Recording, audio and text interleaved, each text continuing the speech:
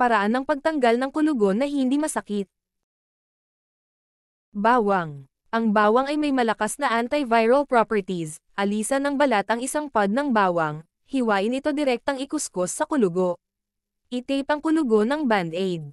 Ulitin bago matulog, kalimitan ng kulugo manghuhulog kasama ang ugat pagkatapos ng 8 hanggang 10 araw.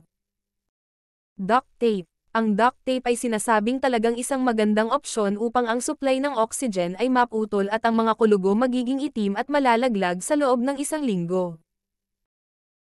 Tea tree oil. Ang tea tree oil ay magandang remedy. Ibabad ang isang bola ng bulak sa oil at i-apply sa kulugo. Gawin ito 3 hanggang 4 na beses sa isang araw at panatilihin itong natatakpan ng band-aid pagkatapos ng aplikasyon. Balat ng saging. Ang loob sa balat ng saging maaaring ikuskus sa kulugo 2 beses isang araw. Ito ang magpapatuyo sa kulugo para malaglag at mahulog.